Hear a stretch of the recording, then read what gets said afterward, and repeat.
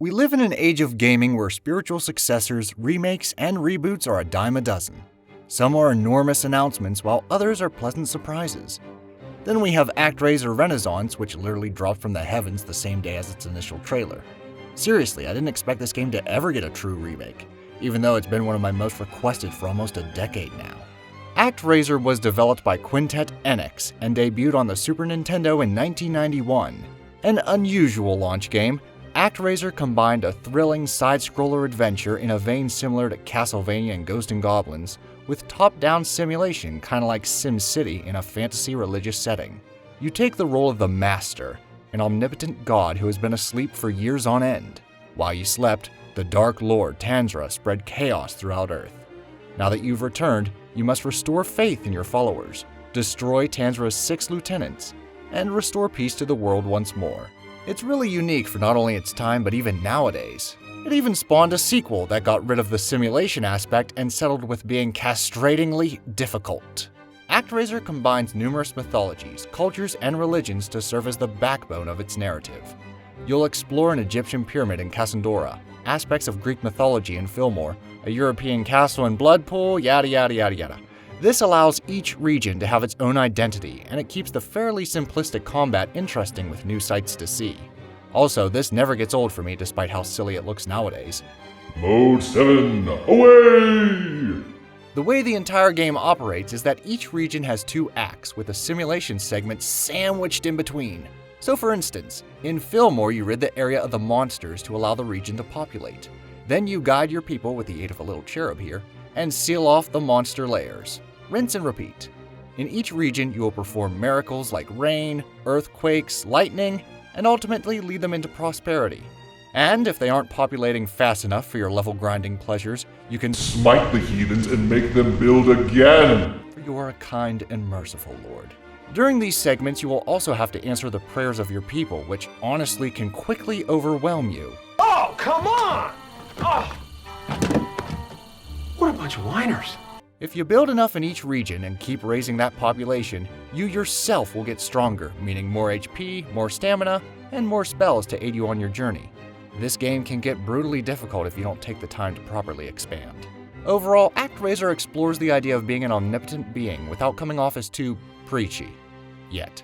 Actraiser is an enjoyable Super Nintendo classic that I don't know why it's not available on the Super Nintendo Online service for Nintendo Switch, but hey, those are expectations, can't have those! So this brings us to Actraiser Renaissance. How does it compare? Is it worth investing in? Let's take a look.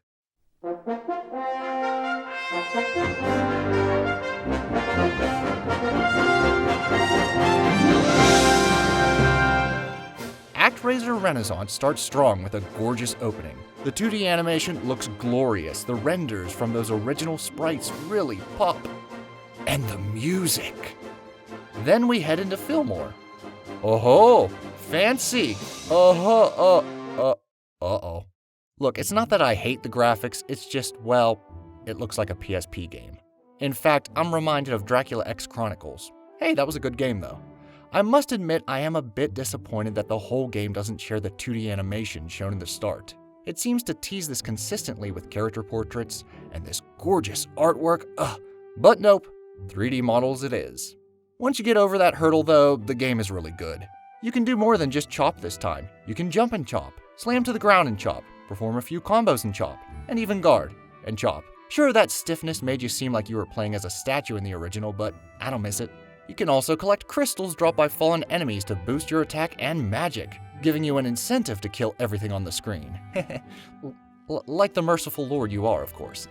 Now, I've heard from some that this makes the game seem too easy, but I feel it makes the game less cheap.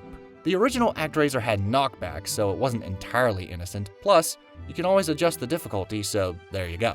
After defeating the first boss, you go into the simulation section, which has been amped up for the better, honestly. Sure, it's meaty and to some it can come off as long-winded, and like I've hinted at before, preachy, but it's a welcome addition. The original Actraiser seemed more simulation in name. The objective was really to shoot little bats, seal off layers, and nab offerings to gift to other regions. The simulation was very bare bones. Also, in the original, enemies would just spawn from their lair non-stop. I mean, look at this! You could just go to the next area, get clapped, and repetitively build your town until you were strong enough. Yay?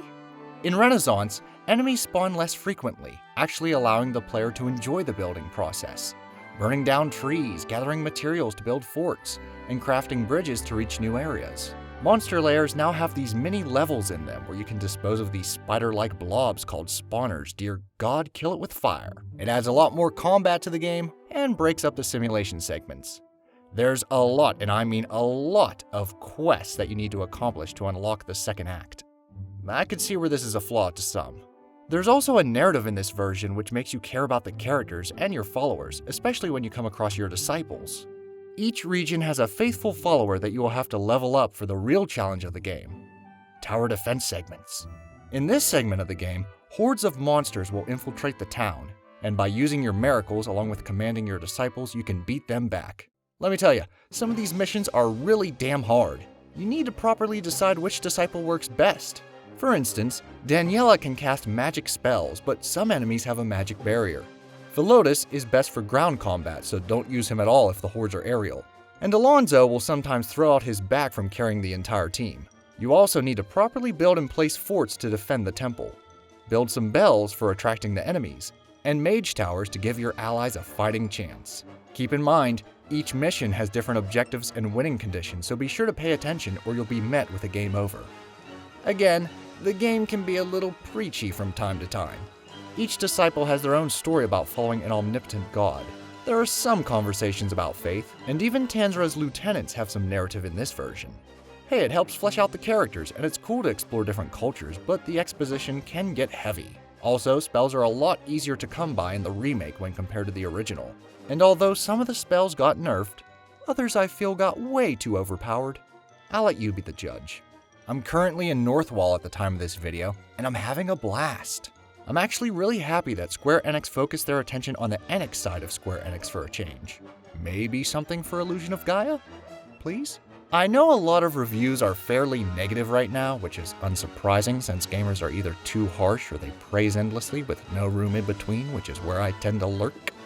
But a lot of these videos were shot out shortly after the game was released because, God forbid, we properly digest media and give them time to sit. Ah well, being bitter won't help any. Overall, if you're looking for a fun side-scroller, action-adventure, simulation, tower defense strategy game, I highly recommend Actraiser Renaissance.